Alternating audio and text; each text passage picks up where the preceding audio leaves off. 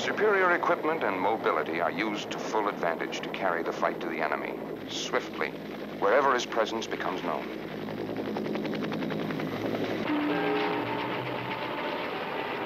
Even with superior equipment, however, this is a difficult war to prosecute.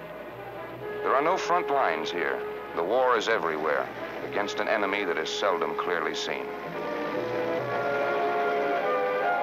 You can make a metaphor out of it. If you go to a foreign, a distant land, and you keep asking people, what is 2 and 2? And Smith says, oh, 2 and 2 is 29. Then you ask Jones, what's 2 and 2? Or 312. And you keep asking people, what is 2 and 2? And you get these wildly different answers. And finally you meet the leader of the country, and you say, I'm a little puzzled. Why don't people know what 2 and 2 is? Oh, we don't teach math in our schools. So why do you have a violent society? We don't teach alternatives to violence in our schools.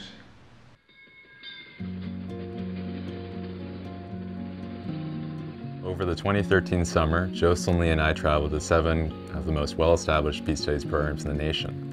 Why did I go? Why did I go on this journey? I was 10 when the Iraq War started, and I'm 20 now, and the war is still continuing. And I remember growing up and seeing images of war and violence on TV.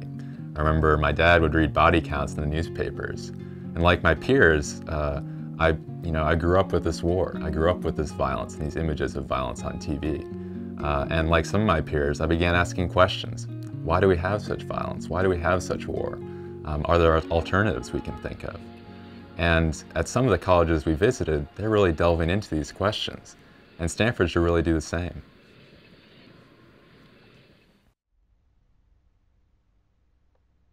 A colleague in Maryland wanted to start a peace studies program at his university. And he went to the president and said, I want to start a peace studies program. The guy said, well, it's okay with me, but don't use the word peace. That doesn't have a good reputation in this part of our state, you know.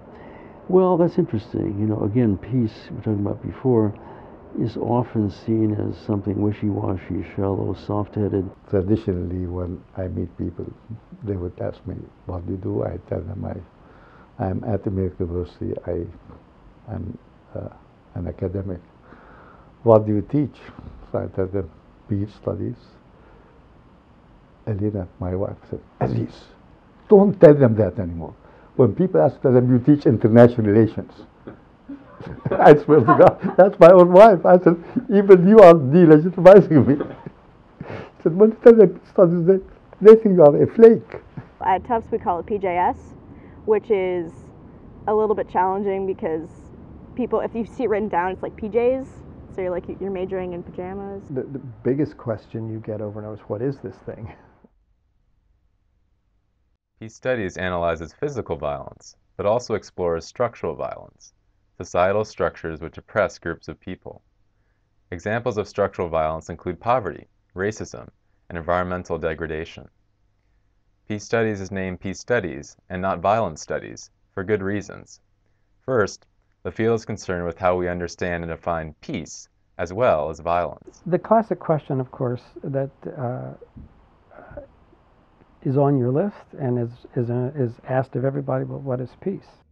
There's the absence of conflict being peace, which is a lot of times if you poll your friends and say, so what does it mean to be peaceful? Or what does it mean that there's peace? They'd be like, oh, there's no war.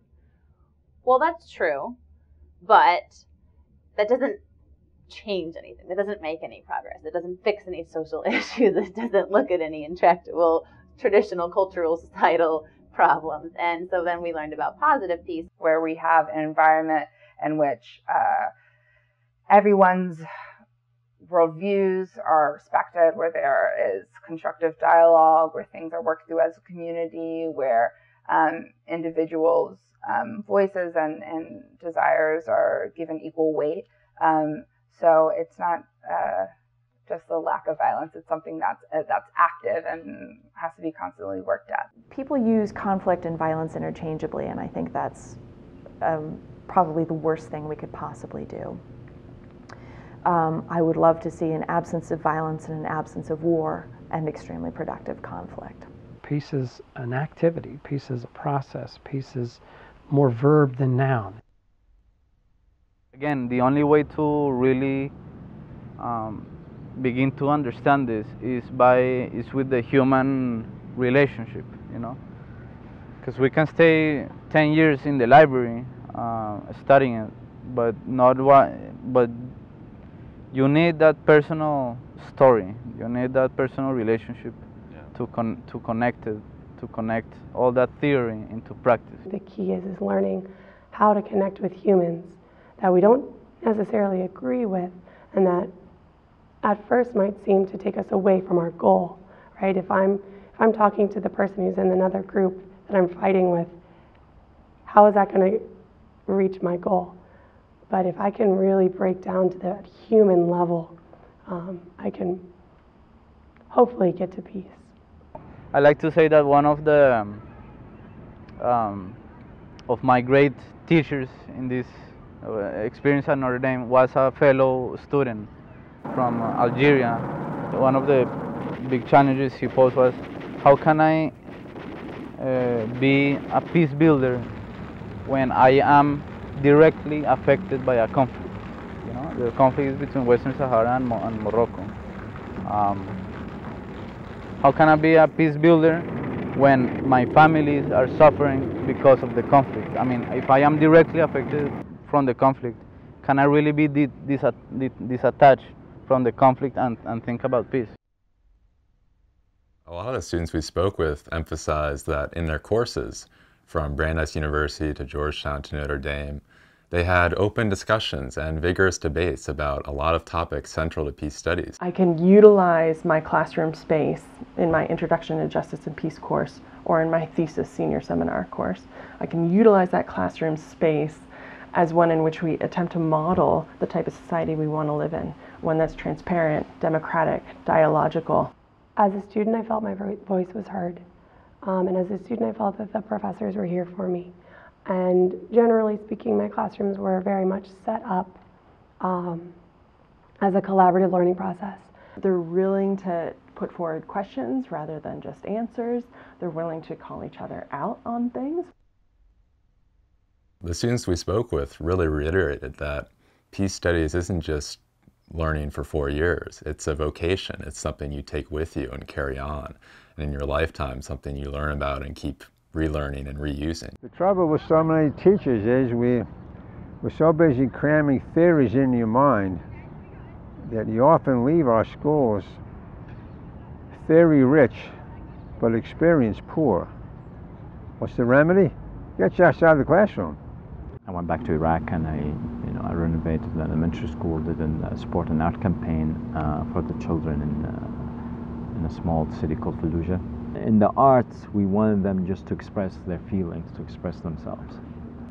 And within that expression, we realized that war was not over because it was within their imagination, within their daily life, every day. I asked them to draw something that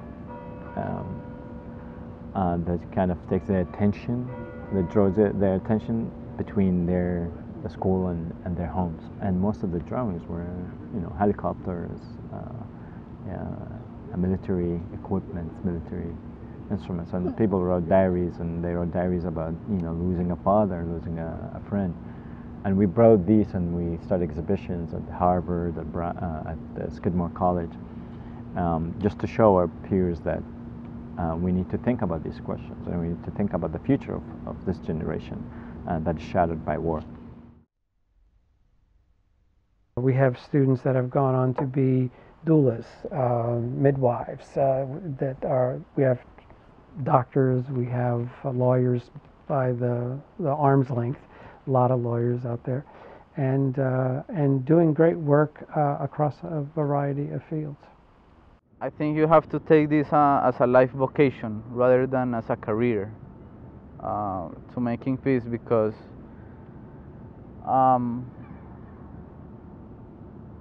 you can get easily discouraged. But if it's your life vocation, you're gonna be willing to sacrifice many things because you believe in the greater cause, I was in Israel at a conference in West Jerusalem. I wanted to meet with Palestinians. They said they will not come to West Jerusalem. I said, okay, I will come and meet you in East Jerusalem. So I went to a taxi that was in front of the hotel. I asked him to take me to East Jerusalem. He looks at me, he said, where are you from? To shock him, I said, Syria.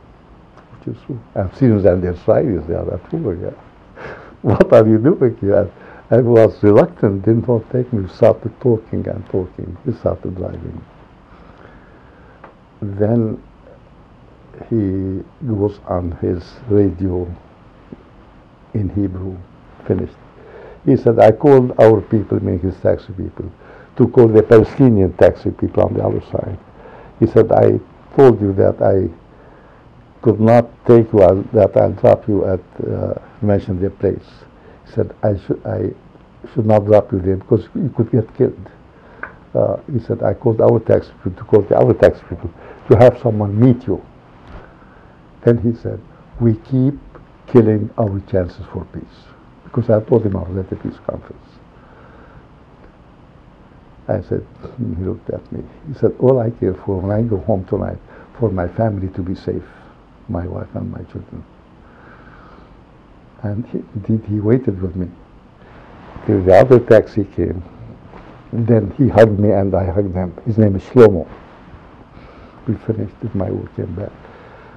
From there I was going to Syria. You can't go to Syria from Israel. I had to go to Cyprus, flew from Cyprus to Damascus, arrived in Damascus at the airport, take a taxi. Taxi driver said, where do you come from? To Sharkim, which is, I said, Tel Aviv. He said, Tel Aviv. I said, yeah. What were you doing? And he was very unhappy.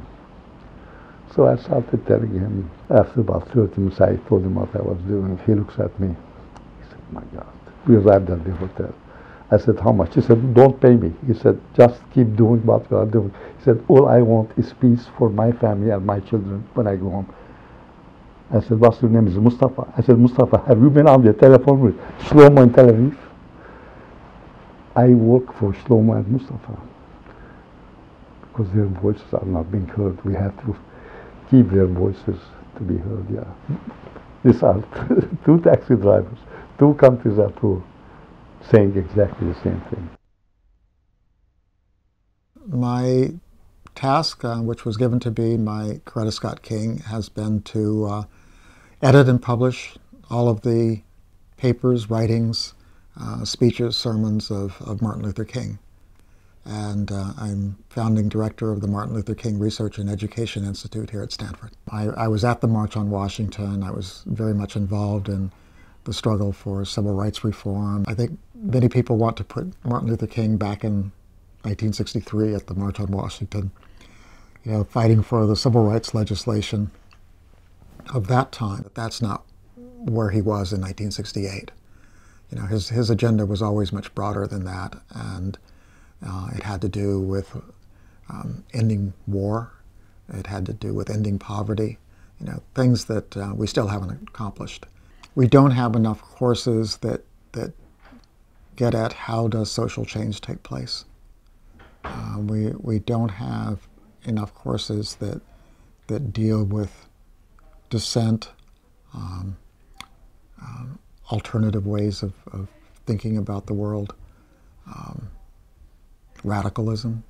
I've noticed that over the years that students who are interested in particularly grassroots social change, working in advocacy, doing organizing, creating political possibility around peace and justice issues particularly, are somewhat underserved in the university, at least in having a program and a community that brings them together. So what we get out of our college education is to prepare students to go into the world, let it be in academia or foreign policy or whatever avenue of making a difference. And if college is not going to equip you with it, like that's what we're learning, we're getting the tools so that we can make a difference. And if college is not giving us appropriate tools to do that, then like what's the purpose of my education if it's not raising, if it's not expanding my horizons and knowledge and critical thinking skills, and understanding of the specific things that I'm interested in doing after I graduate.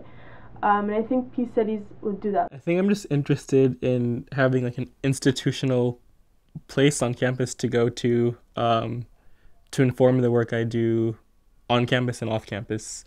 In the sense that we sit on a campus with like, the Hoover Institution over there and the econ department that says certain things about how the world works. And for those of us looking at the bigger picture of justice, it would be useful to have different frames on just how the world works and why it works the way it does. A lot of the classes that I've taken, poli-sci and IR, they take the current system and they take the current status quo as a fact.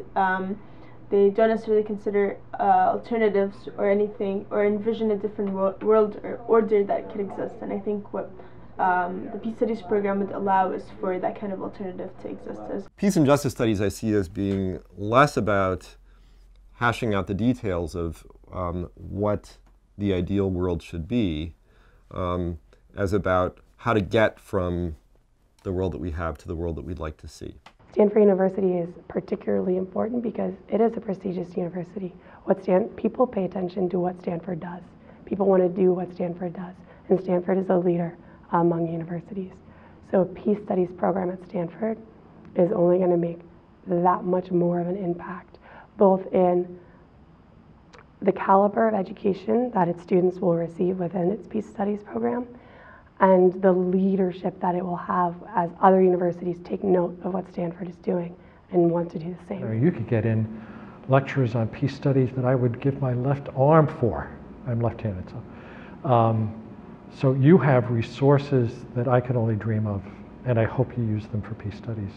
Stanford not only has the incredible legacy and reputation, but the true scholarship and support for students, not only scholarly but and academically, but also through service learning projects.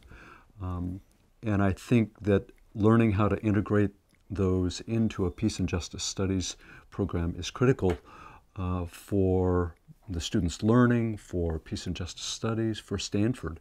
And I think that this is a real incredible opportunity for Stanford. A lot of students were interested in some of these issues related to violence and war, injustice, justice. And we started talking about this, and we began meeting with faculty. And these discussions translated into 2013 when we applied for and won the Hoagland Grant, which actually gave us money over 3 years to develop courses related to peace and justice studies. So now the question is, where do we go from here? And for that, we really need Stanford's help. We need students and faculty to come together to ask questions about justice, injustice, war, and peace.